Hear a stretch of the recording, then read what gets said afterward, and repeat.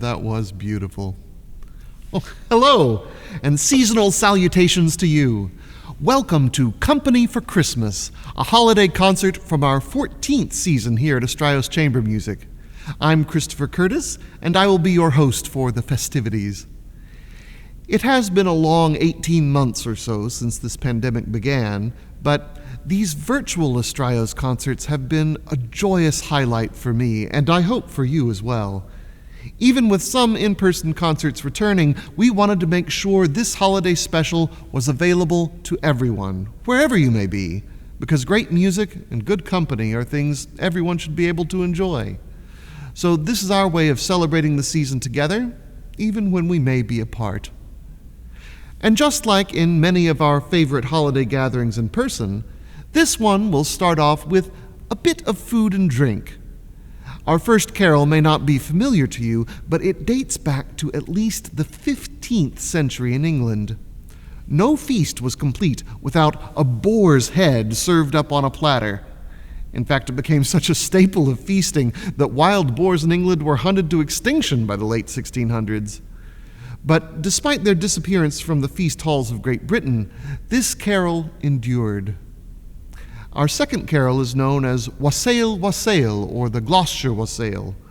Wassail comes from Middle English and means good health, and it continues our food and drink theme as people used to go door to door singing songs, drinking an alcoholic beverage named wassail from a common bowl, and exchanging gifts. And though the carol dates back to at least the late 18th century, the version we will play today is based off the choral arrangement by Vaughan Williams from 1928. And because one can never have too much wassail, our third piece will be Here We Come A-Wassailing, with which we all are probably familiar. So cut a slice of boar's head, raise your bowl of wassail, and enjoy our first three carols of the evening.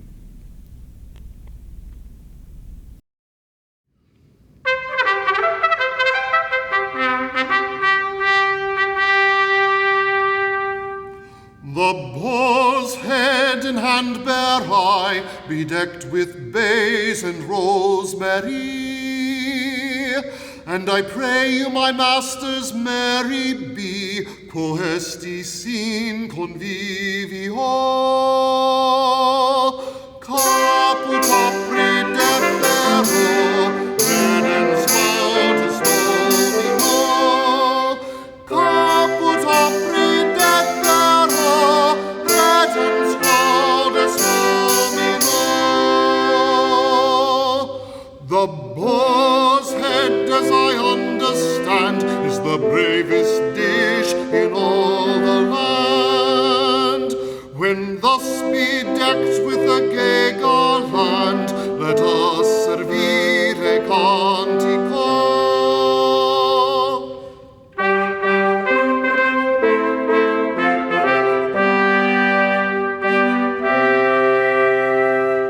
Our steward hath provided this in honor of the King of bliss, which on this day to be served is in reginentia trio.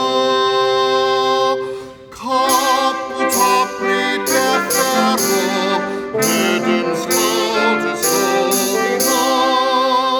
Caput apre defero, redens laudes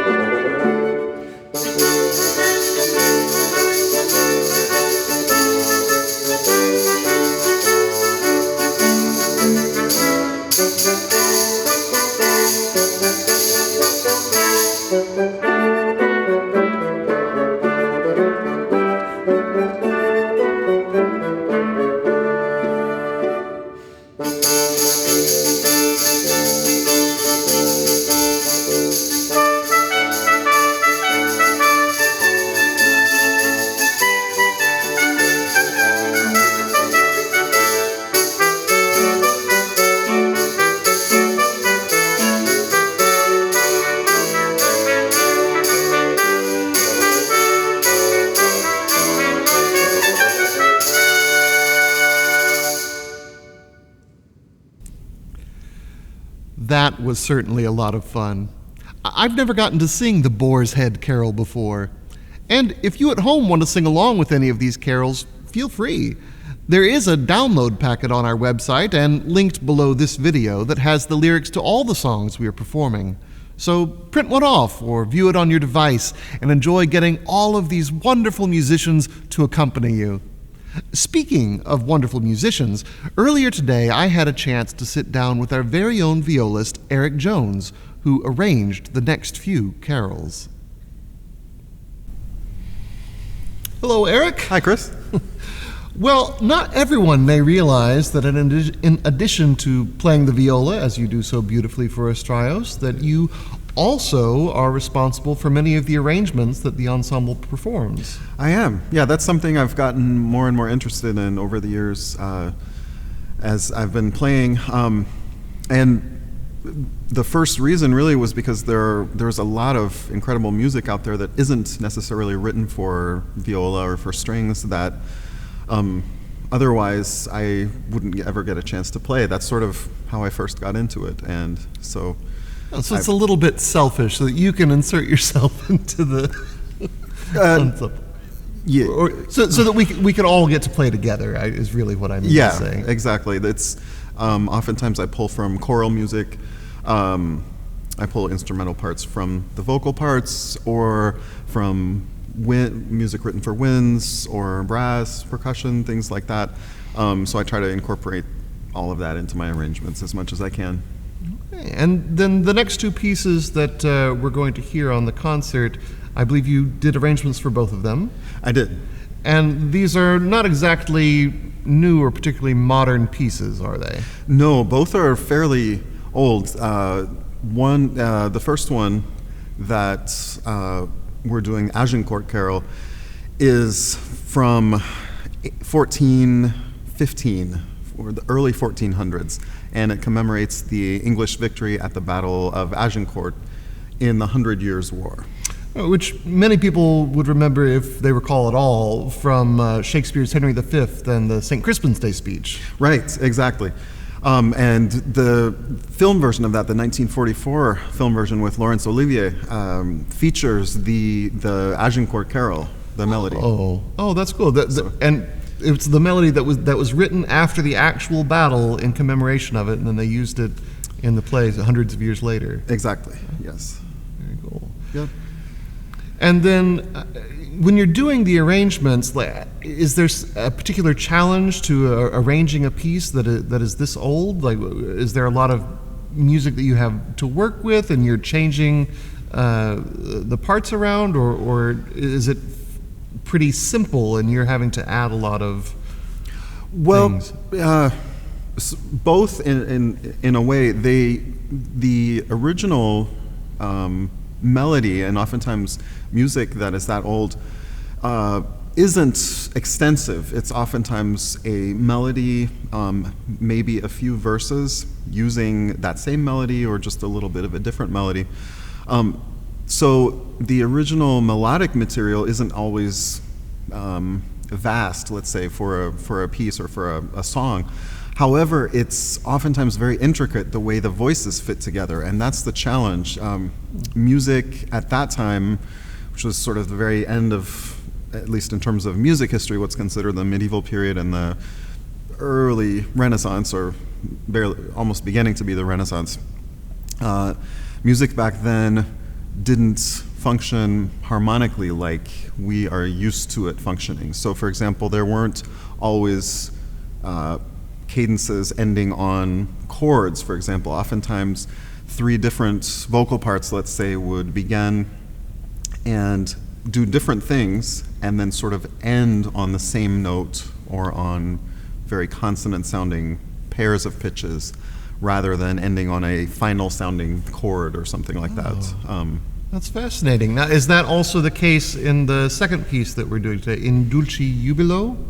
Yeah, that piece actually originated as, or part of the melody originated from a medieval chant.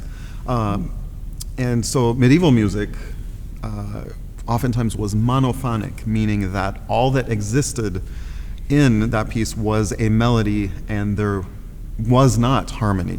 At that time, harmony, like as we know it, thinking about chords and chord progressions, didn't really exist. And so little by little, when additional voices were added at the end of the medieval period, they tended to function, they still retained sort of some independence, both melodically and rhythmically, from the other lines. And so the way they interacted was fairly complex and different than what we're used to hearing nowadays. So was that a challenge when you were doing the arrangements for these pieces then? Finding ways to make that word work for our modern ears? It was, yeah, because a lot of these carols that are based on early melodies are either have one melody, or the early version that is harmonized have several verses of text using the same melody over and over, which is called strophic. And so if we're doing an instrumental version of a carol, if we played exactly what was written, we would just be playing exactly the same thing 4 or 5 times in a row, depending on how many verses we'd play. So it would just seem repetitive. Exactly. You wouldn't have the changing lyrics or something else to make it sound different. Exactly. So the challenge with some of these pieces is to make them interesting, and so I will, in my arrangements, usually I try to vary things from verse to verse, so not everyone who plays in verse 2, let's say, may be playing in verse 3, or they may be playing again, but they might be playing someone else's part from verse 2. So I try to switch things and sometimes change registers and things like that, or dynamics, to vary things and make them a little more interesting than they otherwise would be. Well, I'm sure that will all be lovely to listen to shortly. And the melody, some people might know in America from the hymn "Good Christian Men Rejoice." That's the same as "In Dulce Jubilo"? Right. That's what we would call a harmonization, basically, of "In Dulce Jubilo." Oh, well, wonderful. Well, thank you very much, Eric. And that was all very fascinating. So please enjoy these ancient melodies rendered anew. Agincourt and "In Dulce Jubilo."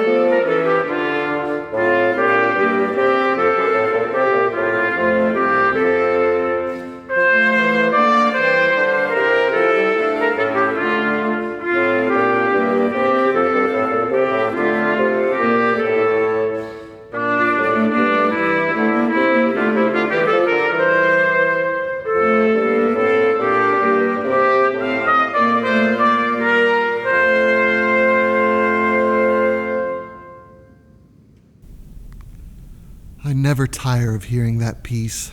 It is just beautiful. And I loved Eric's arrangement. The next portion of our concert features familiar carols that may have less familiar counterparts.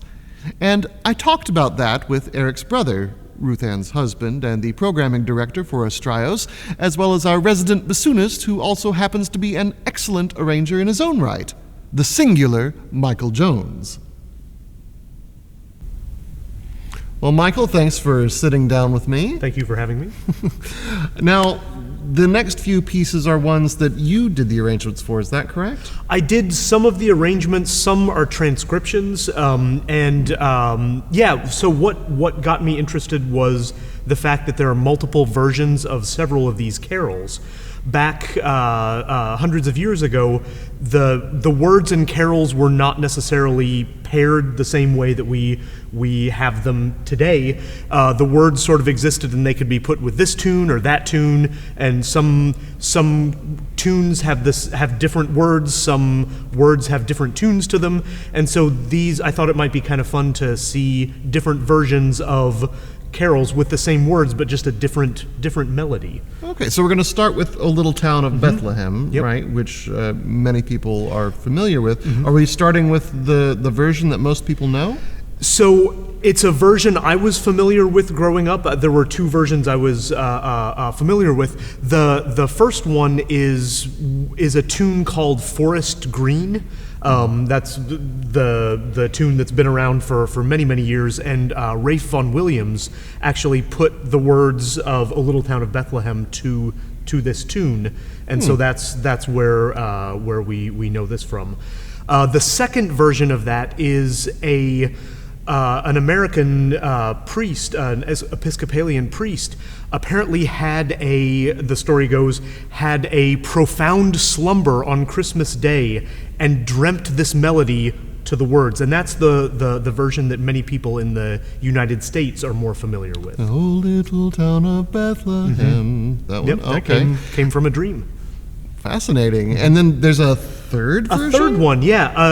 Another American priest wrote this for I believe it was a children's performance, a children's production, and he came up with this melody. It's a little bit simpler. It's got the intervals are a little bit more friendly for children to sing. They don't have quite as wide of a leap. And does this one also go back as far as some of the other ones, or is it a little... No, this one's a little later. I believe it was the 1940s where this one was written.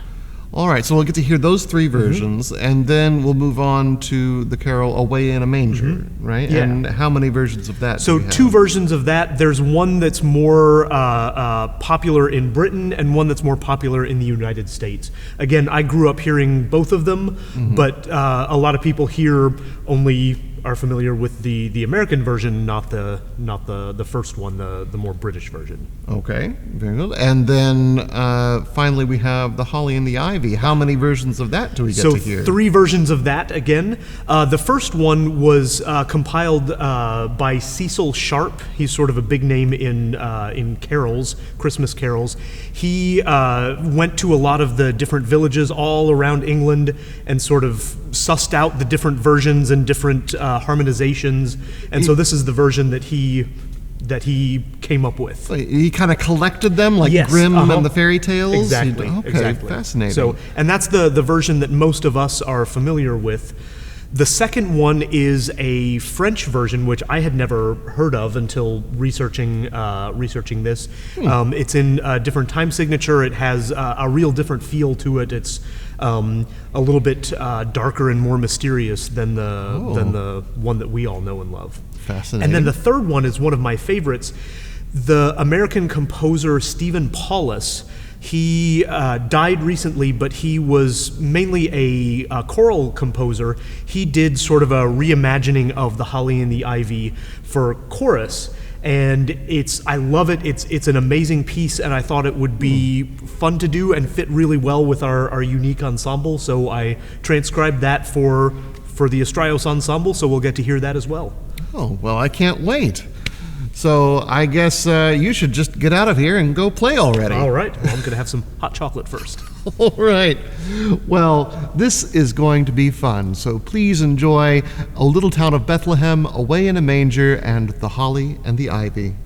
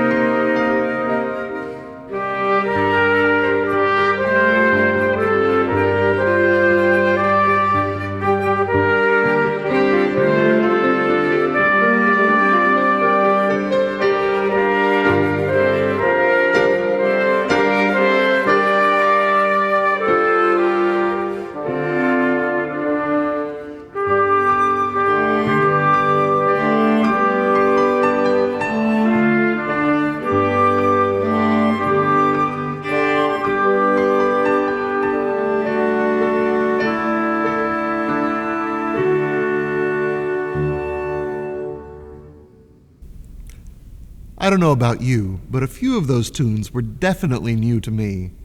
I hope you had a fun time if you were trying to sing along. Our next three songs all originate in the 20th century, and they all have to do with the kind of winter weather we don't get a lot here in North Texas. The first piece was written by Sergei Prokofiev as part of the score for one of the earliest films in Soviet Russia to feature pre-recorded sound. This movement is entitled Troika, after the speedy three-horse sleighs once common in Russia in the winter. You can hear the horses rush across a snowy landscape in this piece. The second piece is one much more familiar to American audiences, coming as it does from a beloved television Christmas special. I don't know if you can hear it without picturing the Peanuts characters in your mind skating along the ice. But even without the visuals, Vince Guaraldi wrote a true classic, and our own Eric Jones did a delightful arrangement. The third piece was originally recorded in 1949 by the Boston Pops and had no lyrics, though many of you may be able to sing all the words that were added later. But with or without lyrics, the clip-clopping of a horse in the percussion and the whinnying of a trumpet leave no doubt about the presence of a horse in Leroy Anderson's Sleigh Ride. So get out your ice skates or bundle up for a snowy ride through the countryside as we listen to these next three pieces by the Estrellas Ensemble.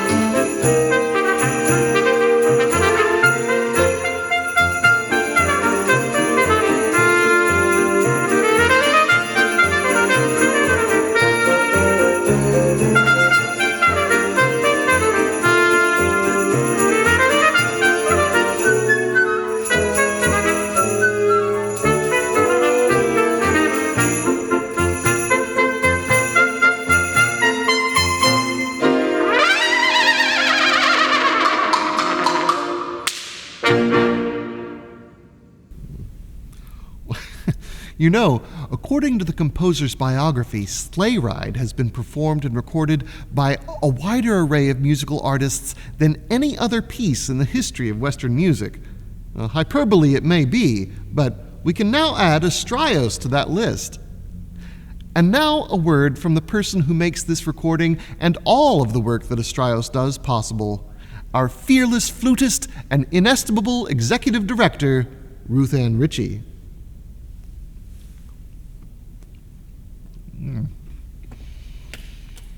Oh, good cookie. Thanks for that introduction, Christopher. I hope you've been enjoying our virtual holiday concert, which we tried to fill with our signature blend of entertainment and education. We know the holidays may still look a little different for a lot of us, and we know it's been a long couple of years. But we hope this concert has given you a few moments to sing along with a favorite carol, or even to just take a moment to enjoy a cookie while listening to the concert. Astraios knows how incredibly lucky we are to have an audience like you. The support you've shown us through the pandemic has allowed us to continue to pay professional musicians to perform in a time when many other arts organizations have had to shut their doors.